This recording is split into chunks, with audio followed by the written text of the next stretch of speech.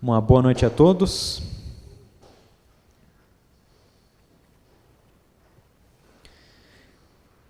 É prazer servir a Cristo, né? Sobrepuja toda dor. Já dá para a gente ter uma noção da temática aí. Acredito que esse vídeo que a gente assistiu ali também do primeiro Deus se encaixa certinho e a gente vai entender por quê. Uma coisa é eu falar, né, sobre os sentimentos, né, sobre a bondade, né, sobre o poder de Deus na minha vida. Outra coisa é quando as pessoas começam a ver, né, as bênçãos se multiplicando, né, a alegria contagiando, né, mesmo em meio às dificuldades, né, a pessoa demonstrando, né, um sentimento genuíno. E a gente viu que, acredito que você já testemunhou na sua própria vida, mas também no vídeo que a gente viu, né, como aquela comunidade ali, né, onde o Abraham, né, vivia, né, foi impactada, né, com o seu testemunho, né, da fidelidade a Deus. A mensagem que a gente vai estudar juntos hoje, nessa noite, ela também está baseada um pouco nessa temática, né, referente à mordomia, tanto que ela foi uma mensagem preparada, né, para uma semana especial de mordomia na igreja, mas pela qual a gente, né, devido à pandemia, a gente fez somente 3 dias, né, de culto desse programa na igreja, que ocorreu já nos meses passados, e essa foi uma das mensagens que a gente não estudou aqui juntos, e a gente vai ver um pouco sobre isso hoje. E a gente vai falar um pouco sobre a bondade. A bondade de Deus é uma coisa que a gente encontra, né, desde o início da Bíblia até o fim. Já no Éden, né, Deus demonstra a sua bondade, né, ao ver o primeiro casal, né, que acabou caindo em pecado, mas mesmo assim, né, Deus amando, né, o ser humano caído, pega Adão e Eva, sara, né, as feridas do seu coração, primeiramente, trazendo uma boa palavra, os animando, mas também os vestindo, né, demonstrando a sua bondade, os seus cuidados, e faz uma vestimenta, né, de pele de animais para Adão e Eva. E assim a gente podia ir comentando, né, sobre os atos de bondade a Deus. Só que uma coisa importante é que Deus deixa claro em sua palavra que Ele deseja que essa bondade, né, seja transmitida também aos outros. Não somente que a gente receba.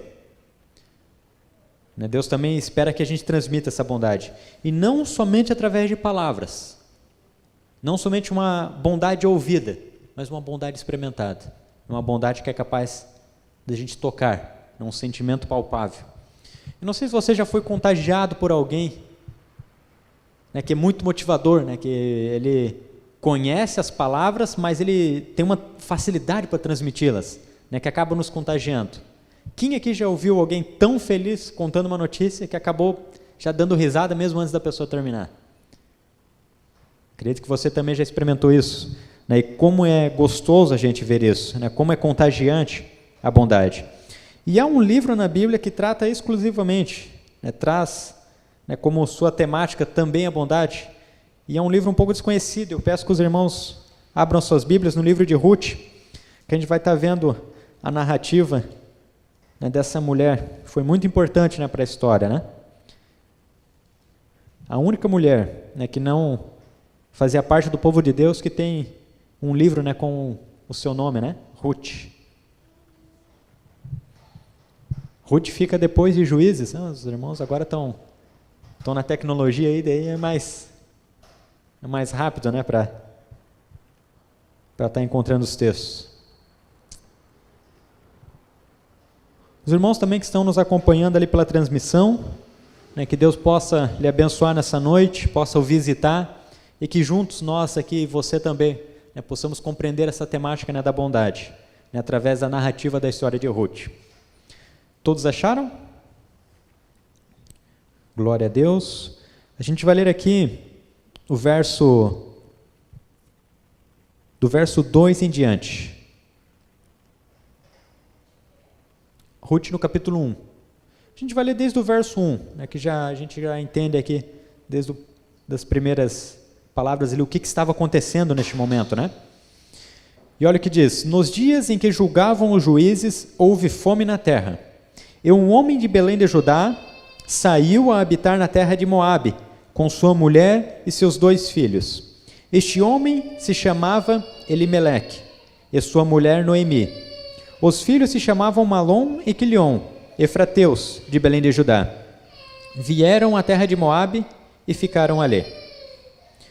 Vamos dar uma pausa aqui então, irmãos, só para a gente entender o que estava acontecendo, né? Devido a uma fome que aconteceu ali, né, dentro da região de Judá, né, um homem, né, chamado Elimeleque, sua mulher Noemi e seus 2 filhos partem para uma outra terra, né, onde talvez, possivelmente, né, eles procuravam ali, né, o seu suprimento, né, de alimento, já que havia fome, né, na terra de Judá, em Belém. Então, olha o nome do homem e da mulher, né, Elimeleque e sua mulher Noemi. Né, e eles tinham 2 filhos, né, Malom e Quilion. Partiram, né, os 4, né, em busca, talvez, de uma melhor condição de vida. E acontece que morreu Elimeleque. Olha o que diz no verso 3. Morreu Elimeleque, marido de Noemi, e ficou ela com seus 2 filhos. E olha o que prossegue na história. Verso 4. Os quais casaram com mulheres moabitas. Era o nome de uma Orfa e o nome da outra Ruth. E ficaram ali quase 10 anos. E olha que trágico no verso 5. Morreram também ambos, Malom e Quilion, ficando assim a mulher desamparada de seus 2 filhos e de seu marido. Sabe, é interessante como a vida ela muda, né, tão rapidamente, né, de cenário. Em um momento da vida parece que a gente está tão bem, né, as coisas estão se encaixando, né, o trabalho está andando, a família está tudo certo, saúde, tem um suprimento, está tudo bem. O psicológico está bem, está tudo, amigos, está tudo certo. E parece que de repente passa um vendaval, a vida muda de cabeça para baixo, e a gente já parece que não reconhece, né, todas aquelas bênçãos que até então a gente tinha. Veja que em aproximadamente 10 anos, né, a vida de Noemi mudou de cabeça para baixo. Ela perdeu o marido e perdeu os 2 filhos. Estava viúva, né, só, desamparada agora, com suas 2 noras, que também eram viúvas agora. Né, a vida dela mudou realmente, né, de cabeça para baixo. Sabe, era muito difícil naquele contexto, né, para uma mulher ficar nessa condição. Agora 3 mulheres, né? O marido, né, era tido como uma grande coluna dentro do lar, como também hoje, né, também em nossos dias, mas muito mais naqueles dias, né, pelas condições, né, tanto políticas, né, quanto de sociedade em geral, né, a ajuda, né, o suprimento de onde vinha o trabalho, né, as possibilidades de trabalho, era, acho que, muito mais fáceis para o sexo masculino. Então, Noemi, né, Orfa e Ruth estando sozinhas, isso era um grande problema. Era um grande problema. E veja que interessante, né, Noemi, sabendo, né, das condições, entendendo as condições que elas estavam, ela tem uma ideia. Essas 2 mulheres que estão comigo, né, que eram minhas noras, Orfa, Ruth, são jovens ainda, né, ela já é uma mulher mais experiente, então ela tem a ideia de mandar elas de volta para a sua terra, né, afinal elas eram moabitas. E veja o que diz aqui no verso 6. Então se dispôs ela com suas noras e voltou da terra de Moabe, porquanto nesta ouviu que o Senhor se lembrara do seu povo, dando-lhe pão. Ou seja, agora Noemi decide voltar a Judá, porque ela ouviu ali, né, que o Senhor tinha sido favorável novamente, né, ao povo, à terra, concedendo-lhe pão. E olha o que ela tem como ideia então. Verso 7. Saiu, pois, ela com suas 2 noras do lugar onde estivera, e indo elas caminhando de volta para a terra de Judá, disse-lhes Noemi: Ide, voltai cada uma à casa de sua mãe, e o Senhor use convosco de benevolência, como vós usaste com os que morreram e comigo. Então aqui já aparece a primeira vez, né, a palavra, né, bondade, né, em sua outra forma, né, benevolência. Então o pedido de Noemi é: Orfa e Ruth, voltem para o seu lar, voltem para a casa de seu pai, volte, né, para o seu povo, volte a servir, né, o seu Deus na sua terra, porque olha, o que me resta, né? Certo, pensava ela, o que me resta? Morreu meu marido, morreu meus filhos, né, eu já estou com uma certa idade, vocês são novas, volte para a casa de seu pai, né, procure um marido. E é interessante que, continuando na leitura ali, por 3 vezes, Noemi, Orfa e Ruth, né, se dão ao choro, né, caem nos prantos, devido a toda a situação terrível que elas estavam passando. As 3 choram juntas, a gente vê essa leitura. E por 3 vezes também Noemi insiste, né, com suas noras. Insiste para que voltem para a sua terra, insiste para que voltem para o seu pai, insiste para que procurem novamente o marido, edifiquem uma casa, né, e sejam felizes. Esse era o desejo, né, de Noemi. Então demonstra aqui realmente um carinho que ela tinha, né, um reconhecimento. Olha, tanto que aqui, né, no verso 11 e no verso 12 ela fala: olha, minhas filhas, eu não tenho mais marido e nem filhos para que vocês possam edificar um lar para vocês. E mesmo que eu tivesse filhos, esperariam vocês que eles crescessem para se casarem, para... Essa é a ideia que Noemi tinha, ela queria que as noras voltassem, né? Tanto que uma delas, Orfa, então decide voltar. Orfa volta para sua terra, volta para Moabe, mas Noemi não. E aqui a gente encontra um dos textos, acho que mais bonito das Escrituras. É uma declaração que Ruth então faz a Noemi. Peço que vocês me acompanhem aqui na leitura, para que a gente leia aqui no verso 15, 16 e o 17. Olha o que diz. Disse Noemi: eis que tua cunhada voltou ao seu povo e aos seus deuses. Também tu volta após tua cunhada. Disse, porém, Ruth: não me istes para que te deixe e me obrigue a não seguir-te, porque aonde quer que fores, irei eu, e onde quer que pousares, ali pousarei eu. O teu povo é o meu povo, o teu Deus é o meu Deus. Onde quer que morreres, morrerei eu, e aí serei sepultada. Faça-me o Senhor o que bem lhe aprouver, se outra coisa que não seja a morte me separar de ti. E diz o texto, verso 18, vendo, pois, Noemi, que de todo estava resolvida a acompanhá-la, deixou de insistir com ela. Irmãos, essa é uma declaração, é um dos textos mais bonitos das Escrituras. Veja que essa palavra, essa resposta que Ruth dá a Noemi, é meio que uma forma de aliança, é uma declaração de amor, de lealdade, de compromisso que ela tinha com sua sogra. Sabe, a gente ouve muitas histórias, né, do amor, né, um amor fraternal entre o pai e o filho, entre irmãos, mas é difícil a gente ver uma história, né, tão bonita como essa, entre uma nora e sua sogra. A gente vê aqui mais uma vez, né, a bondade seja transmitida, agora não através de palavras, mas de atitudes. E Ruth diz, olha, se não for uma outra coisa que não seja a morte, é que o Senhor me castigue, mas eu não quero separar de ti. Aonde você for, irei eu. O seu Deus será o meu Deus, o seu povo o meu povo. Essa era a palavra de Ruth. Ela estava decidida a ir com Noemi aonde quer que fores. Meus irmãos, o que me faz me refletir nessa história é que tudo isso acontece, essa boa palavra, essa beleza, essa harmonia, esse compromisso, essa capacidade de Ruth demonstrar um amor tão grande pela sua sogra, vem num contexto que não era muito propício a isso. Elas estavam em dificuldade. Isso a gente não pode esquecer. Isso faz diferença a gente entender a história. Uma coisa é eu falar de amor quando a coisa está bem. Uma coisa é eu falar que eu amo o outro quando a minha vida está tudo certo. Agora, quando tem dificuldade, eu demonstrar um sentimento desse, realmente demonstra, né, que elas estavam ligadas realmente. Mas não somente isso, que o Senhor estava agindo também no meio de tudo isso. E eu entendo, né, a partir, né, dessa narrativa até aqui, que Noemi, ela vivia o cristianismo autêntico realmente, né, que ela demonstrava bondade para com Ruth, tanto que Ruth ela é conquistada, né, por Noemi, né, porque veja que a palavra aqui não nos dá a entender que Ruth, eu vou ficar com Noemi, vou ficar com minha sogra, estou com pena, ela perdeu o marido, né, perdeu os filhos. Não, a gente vê aqui palavras de uma pessoa que realmente estava compromissada, uma palavra de uma pessoa que foi conquistada realmente, né, pela maneira como Noemi vivia, pela maneira com que ela tratava as pessoas, pela maneira com que ela enfrentava a situação, pela maneira com que ela servia também ao seu Deus. Tanto que essa é uma das palavras de Ruth, olha, o seu Deus vai ser o meu Deus. Não quero largar-te, não quero separar de ti. Isso é muito interessante. Sabe, no momento de dificuldade, muitas vezes, né, a gente tem a nossa sensibilidade endurecida. Eu não sei se isso acontece com você, mas eu conto aqui até uma experiência pessoal minha, né? Alguns dias eu estava enfrentando uma dificuldade ali em questão familiar e naquele contexto todo ali eu vim orando, né, por alguns irmãos aqui da igreja. Só que acontece que naquela semana que eu estava em dificuldade, eu esqueci de orar. Não tinha esquecido de orar por nenhum outro motivo.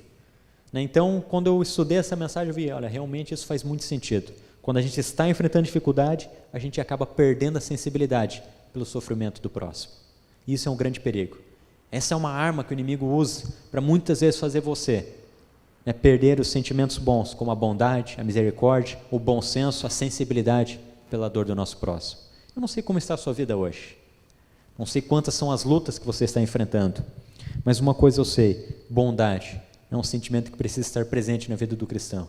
E eu quero que esteja presente na minha. E eu preciso lutar com isso. Eu acredito que vocês também, talvez esteja na mesma luta que eu. Porque a gente vê como a bondade, né, o compromisso que Noemi tinha, né, com o seu povo, com o seu Deus, a maneira que ela vivia, foi tão contagiante, né, que Ruth não conseguiu partir, né, e deixar a sua sogra. É interessante que elas voltam então à cidade, irmãos, e peço que vocês também me acompanhem na narrativa. Então elas voltam à terra de Judá, né, e isso é cidade pequena, acredito, né, na época, a gente sabe como as coisas funcionam, né? Notícia vai, notícia vem, e todo mundo sabia, né, da chegada, né, dessas mulheres, né, e da história, né, que elas viveram. E olha que a gente encontra aqui no capítulo 2. Chegando lá, né, talvez sem um lugar adequado para morar, alimento e tudo, olha o que diz: tinha Noemi um parente, né, de seu marido, senhor de muitos bens da família de Elimeleque, o qual se chamava Boaz. Verso 2, Ruth, a moabita, disse a Noemi: deixa-me ir ao campo e apanharei espigas atrás daquele que me favorecer. E ela lhe disse: vai, minha filha. Então, chegando na cidade, né, Ruth tem uma ideia: sogra, vamos fazer o seguinte, eu vou ir ao campo e eu vou apanhar espigas atrás daquele que me tratar com bondade. Novamente aparece a palavra, né, em outras formas, né, aquele que me favorecer, ou seja, aquele que me tratar com bondade. E aqui entra um novo personagem então na história. Olha o que diz aqui no capítulo 4. Né, o contexto está, né, Ruth foi ao campo, ela estava ali, né, fazendo a cega, e Boaz, que era um dos parentes de Noemi, chega. E olha que interessante aqui que a gente encontra no verso 4. Eis que Boaz veio de Belém e disse aos segadores: o Senhor seja convosco. Responderam eles: o Senhor te abençoe. Olha que interessante, irmãos. Chega Boaz, né, o que dá tudo a entender ali pelo contexto e pela narrativa inteira, né, do livro, né, um homem de importância, um homem que tinha trabalhadores ao seu serviço, e quando ele chega aos segadores, o que ele diz? O que diz o texto ali, irmãos? O que Boaz diz aos segadores? O Senhor seja convosco. Que maravilha, né? Que legal, né? O patrão chegar, olha, o Senhor seja convosco, meus amigos. O Senhor seja convosco. E ele chega saudando os seus trabalhadores. Mais uma vez, né, demonstrando a bondade. Né, pois a saudação, né, é a primeira imagem, é o primeiro momento que a gente tem, né, de transmitir um bom sentimento a uma pessoa, né, quando a gente chega e dá uma saudação. E Boaz chega aos seus trabalhadores, ele diz: o Senhor seja convosco. E veja que interessante, os seus segadores, então, respondendo-lhes: o Senhor te abençoe. Né, demonstra que era um homem que também demonstrava bondade. Novamente, né, bondade aparecendo aqui.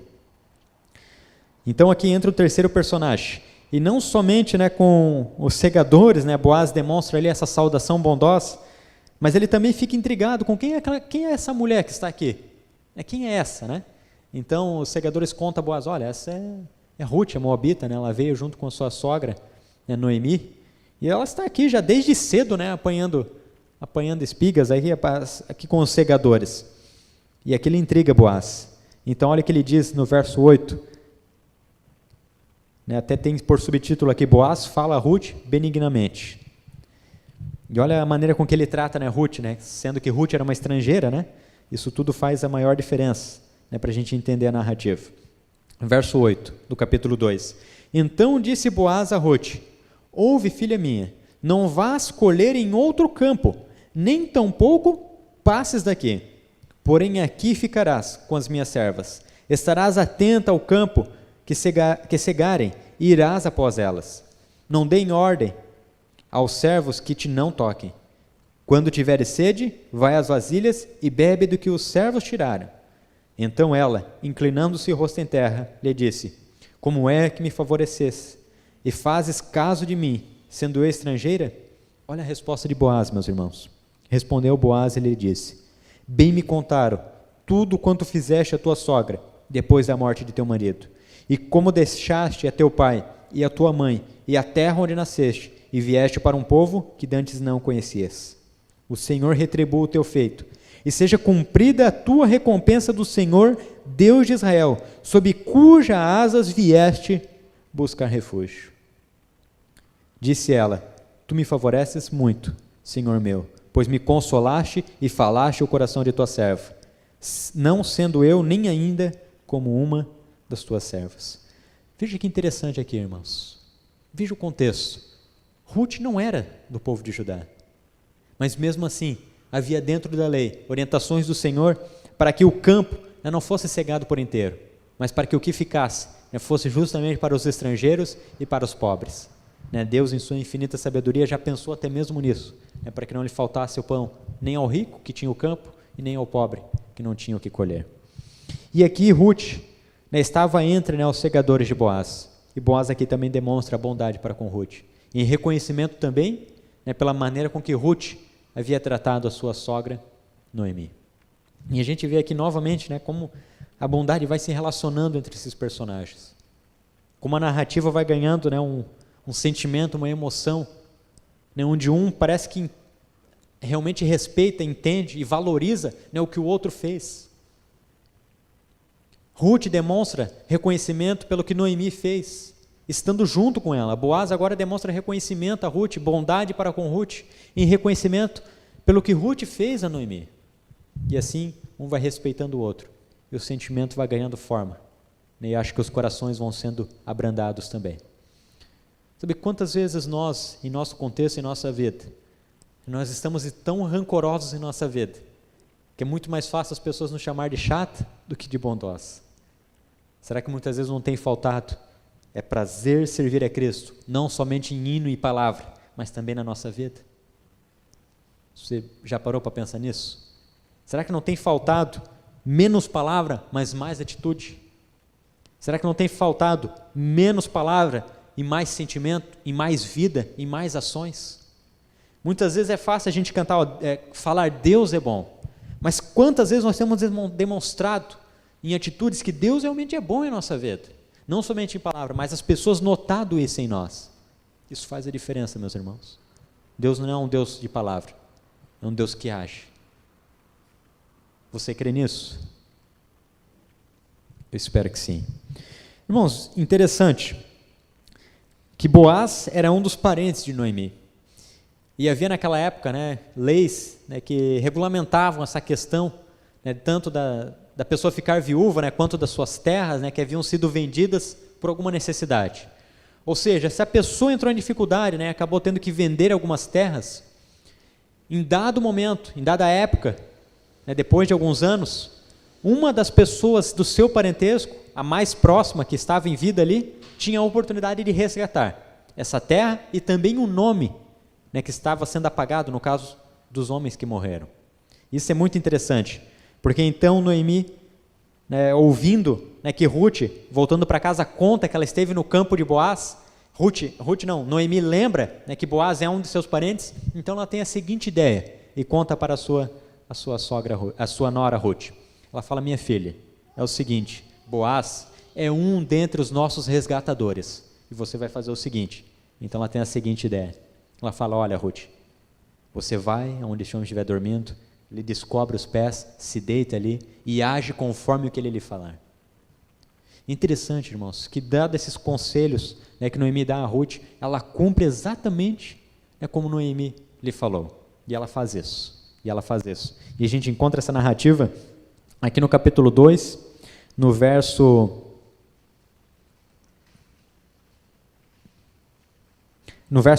capítulo 3, no verso 6 em diante. Olha o que a gente encontra aqui. No capítulo 3, verso 6 em diante. Então foi para a eira e fez conforme tudo sua sogra lhe havia ordenado, né, aquilo que eu havia comentado com os irmãos. Havendo, pois, Boaz comido e bebido, estando já de coração um tanto alegre, veio deitar-se ao pé de um monte de cereais. Então chegou ela de mansinho, ele descobriu os pés e se deitou. Sucedeu que pela meia-noite, assustando-se o homem, sentou-se, e eis que uma mulher estava deitada a seus pés. Disse ele: quem és tu? Ela respondeu: sou Ruth, tua serva. Estende a tua capa sobre a tua serva, porque tu és resgatador. Veja que Ruth cumpre fielmente, né, o aconselhamento da sua sogra Noemi. E ela faz exatamente como ela havia falado. Irmãos, um resgatador naquela época, né, pelo contexto que a gente vê dessa história, fica muito evidente, era alguém muito importante. Alguém que era capaz de suscitar, né, a honra à família, né, um nome que poderia ser apagado. né, trazer o sustento novamente, edificar novamente uma casa que estava devastada, pela dificuldade que era o contexto aqui, muito claro. Né, 3 homens haviam morrido. Noemi havia perdido o marido e 2 filhos. Ruth também perdeu o marido. Orfa também havia perdido o marido. Orfa voltou para com seus pais, mas Noemi e Ruth não. E aqui então entra esse terceiro personagem, Boaz. Qual será que foi a resposta? Qual será que foi a atitude de Boaz? Será que ele poderia pensar, olha, eu resgatar, eu estou tranquilo aqui, eu tenho meus segadores, eu tenho outras pretendentes talvez. Sabe, irmãos, é interessante que Boaz ele também vê nessas atitudes de Ruth, né, uma dedicação, e ele honra também essa atitude que ela toma. Olha o que diz aqui no verso 10. Resposta, né, de Boaz, essa atitude que Ruth havia tomado.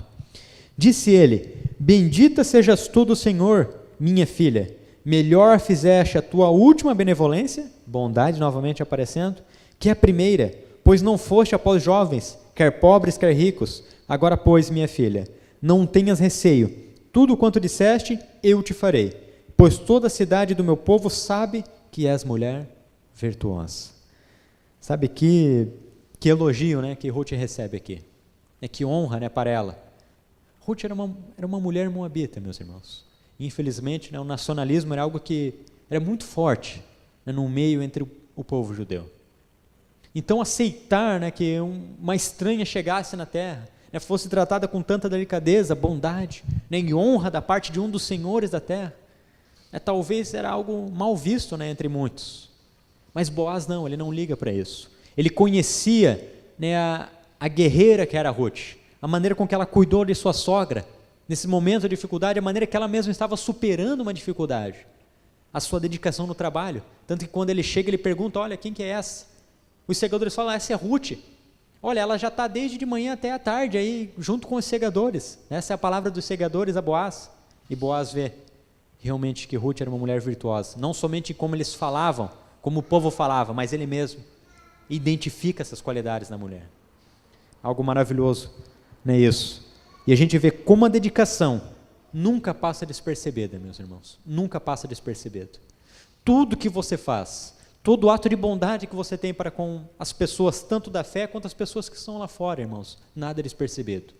Por mais que talvez tenha seres humanos aqui que não reconheçam os seus atos de bondade, nunca esqueça que tem um Deus lá no céu que vê todas as coisas. E no momento certo você vai ser recompensado. Eu falo isso porque eu já vi muitas vezes a pessoa falar: poxa, eu faço tanta coisa, ninguém lembra de mim, ninguém me valoriza. Meus irmãos, não esqueça que o maior valor, a maior honra vem do céu e não dos homens. Então, por mais que você talvez esteja passando uma situação como essa, não esqueça que por mais que não estão vendo aqui, tem alguém vendo lá. E isso que é o mais importante. Eu sei que a gente é tão físico, né, tão visível, a gente quer ver os elogios, a gente quer ver. Irmão, se vir, glória a Deus.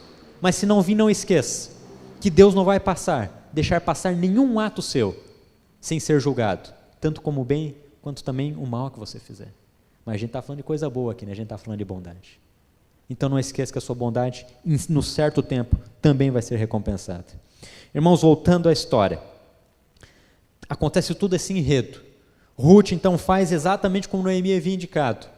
Boaz era um dos resgatadores, mas não era o primeiro. E Boaz, reconhecendo isso, ele fala: olha, tudo que eu te prometi eu vou fazer, Ruth. Porém tem um que é antes de mim ainda resgatador. Mas Boaz fala: eu vou decidir, eu vou ver essa causa para ti. Ruth chega então para casa, eu estou narrando um pouco, contando aqui a história, a gente não está lendo, mas você pode estar conferindo em casa também. Ruth então volta para casa, conta para Noemi tudo isso que havia acontecido, e Noemi fala o seguinte, uma frase interessante, que me faz entender que realmente Boaz era um homem de Deus, realmente, era um cristão fervoroso. Olha o que diz aqui no verso 18. Então lhe disse Noemi, depois que Ruth havia contado isso para ela: espera, minha filha, até que saibas em que darão as coisas, porque aquele homem não descansará enquanto não se resolver este caso ainda hoje. Acho que fica muito claro aqui que Noemi sabia que aquele homem era um homem de palavra. E Boaz havia falado: olha, eu sou o teu resgatador. Tudo que eu te prometi eu vou fazer, mas tem um ainda antes de mim. Então Boaz sai, e ele vai ter com esse homem que era o resgatador. Então ele chega e conta, olha, acontece o seguinte, Noemi, né, está viúva, né, Ruth, né, sua nora está aqui com ela, você é o resgatador antes de mim, e só depois de ti só tem eu, é você, e depois de você eu, resgatador dessa casa. E ele conta, olha, você quer resgatar? É interessante que aqui, prontamente, né, esse tal de primeiro resgatador fala que sim, eu quero sim. E acontece que Boaz, então, ele conta para ele, olha, mas é o seguinte, você vai ter que comprar a terra, né, e vai ter que estar casando com Noemi, suscitando o nome, né, de Elimeleque, Malom e Quilion, né, que eram os homens falecidos, e ele começa a contar tudo isso que o resgatador precisaria fazer. Demonstra que Boaz estava, acho que, bem interessado, né, em estar sendo o resgatador da casa. Não sei se ele se apaixonou já por Ruth, pela mulher guerreira que ela era, mas ele demonstra interesse, sim, né, pela maneira com que ele fala com esse resgatador. Sabe quando a gente chega para a pessoa, né, oferecendo algo, mas já querendo que a pessoa não aceite? Não sei quem que já viu aquelas pessoas que chegam, ó, quer ou não quer? Tipo, já fala não quer, né? Tu vai querer ou não vai querer? Tipo, se tu não quer, eu quero. Né? Foi dessa maneira, né, que Boaz chega. Felizmente ou infelizmente, né, aquele resgatador então acaba desistindo. Né, por todo esse contexto, né, toda essa bagagem, né, que Boaz falou que ele precisaria acatar. Então, Boaz ele se torna um resgatador. Depois daquele homem só havia Boaz. Sabe, meus irmãos, essa história aqui, né, como muitas da Bíblia, mas não todas, ela termina de uma forma feliz. Boaz se torna o resgatador daquela casa. Todo aquele sofrimento, né, que Noemi e Ruth, órfã também, mas que não estava ali no contexto, passaram, não que eles são apagados pelas boas coisas que acontecem a partir de agora que a gente vai ler aqui, mas de certa forma, um novo sentimento toma o coração dessas mulheres. E olha o que diz aqui no verso 3. Assim tomou Boaz a Ruth, e ela passou a ser sua mulher. Coabitou com ela, e o Senhor lhe concedeu que concebesse e teve um filho. Olha que sentimento maravilhoso que ocorre aqui. Então as mulheres disseram a Noemi, seja o Senhor bendito, que não deixou hoje de te dar um neto, que será teu resgatador, e seja afamado em Israel o nome deste. Ele será restaurador da tua vida e consolador da tua velhice. Pois tua nora que te ama, o deu à luz, e ela te é melhor do que 7 filhos. Noemi tomou o menino e o pôs no regaço, e entrou a cuidar dele. As vizinhas lhe deram nome, dizendo, a Noemi nasceu um filho, e lhe chamaram Obed. Este é o pai de Jessé, pai de Davi. Sabe, irmãos, é claro que para quem passa por uma dificuldade tão dura, né, como a perca de uma pessoa tão próxima, é difícil, né, a gente esquecer, né, o sentimento, né, o carinho, né, a saudade, né, a solidão por tudo isso. É muito difícil. Mas a gente vê aqui que nessa história, ela termina de uma forma feliz. Veja que as mulheres da cidade se reúnem, vão ter com Noemi, e a palavra que elas trazem é, olha, o Senhor agiu com bondade para contigo, porque a sua nora que te ama, Ele deu um filho. E a palavra que elas trazem, olha, não te é essa nora melhor do que 7 filhos? Ela enfatiza bastante aqui a cena, né? A gente sabe que uma nora é uma coisa, um filho é outra coisa. Mas Ruth, né, tratava Noemi sem dúvida como uma mãe. Ela não queria desgrudar de Noemi de jeito nenhum. Noemi conquistou Ruth, pela maneira com que ela vivia, pela bondade com que ela demonstrava mesmo em um momento de dificuldade. Interessante, irmãos, que tudo isso é muito importante, né, para a história, né, do povo de Israel, né, para a história, né, da religião como um todo. Porque veja que de Ruth, né, surgiu Obed, né, o filho de Ruth com Boaz é Obed. Obed era pai de Jessé, e Jessé era pai? Quem lembra quem era um dos filhos mais conhecidos de Jessé? Se tornou um dos reis de Israel. Jessé era pai de Davi.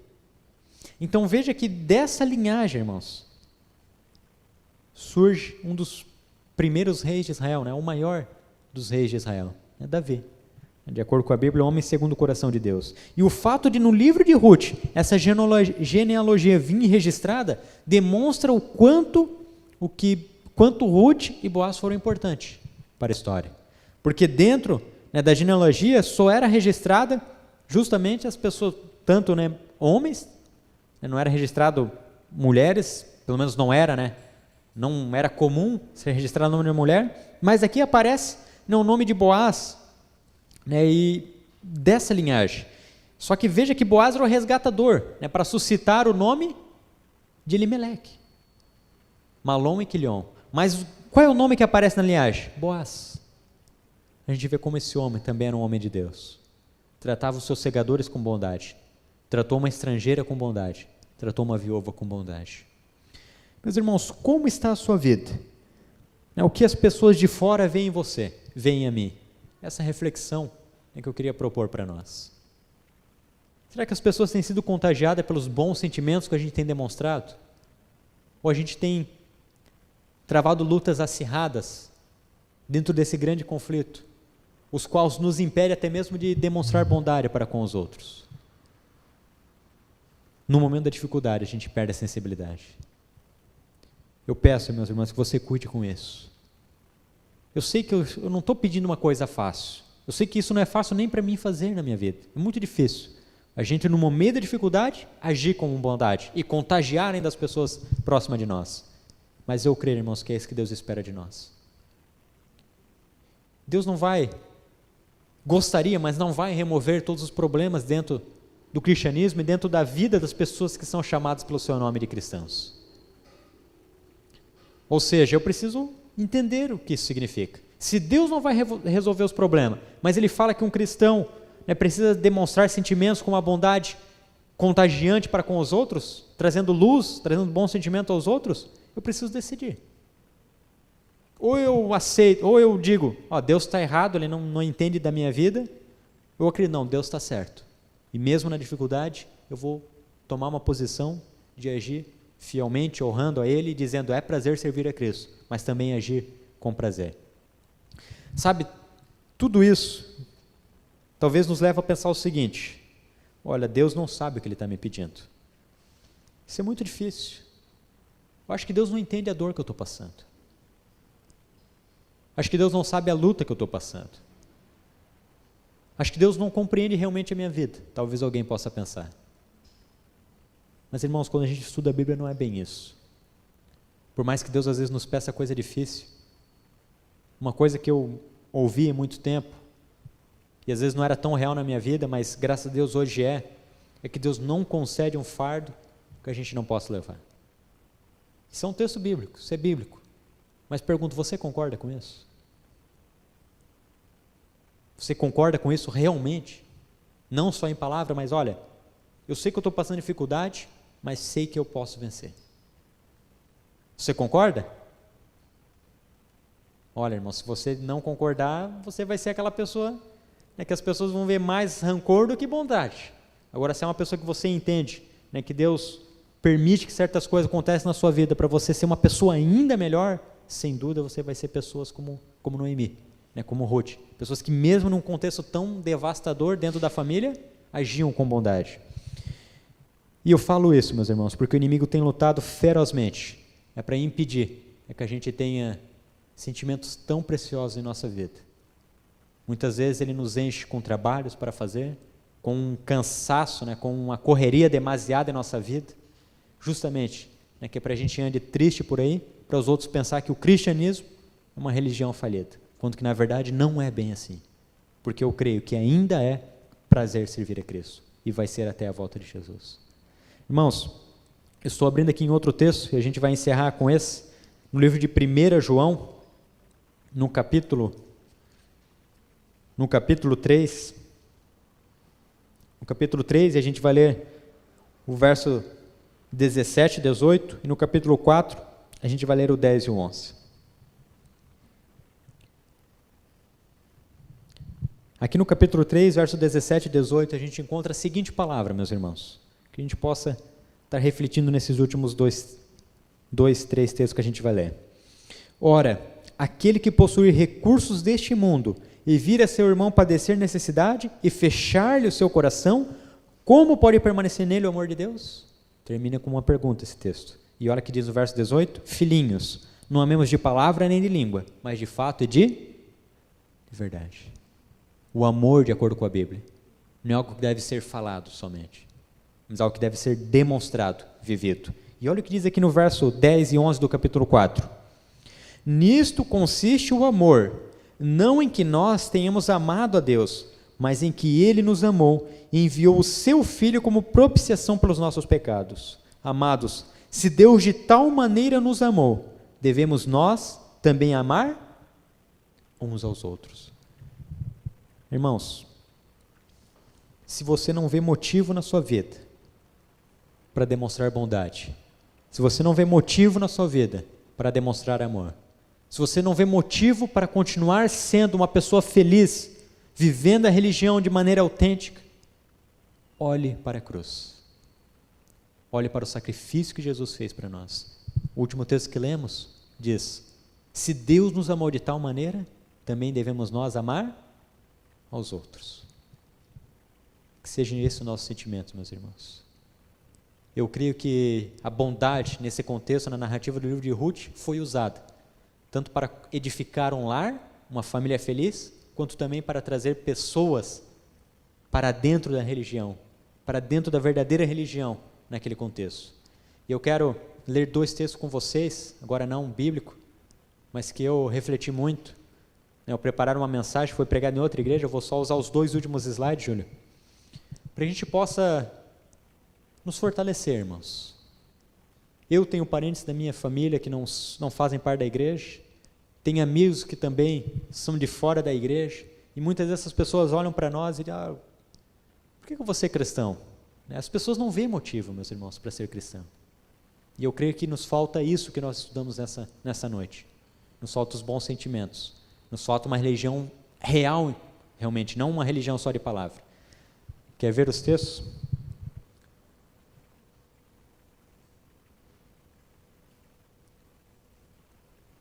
Olha, já estão vendo até um outro sermão ali que eu vou preparar. A gente só vai ler 2 textos, irmãos. Aí, esse é um deles.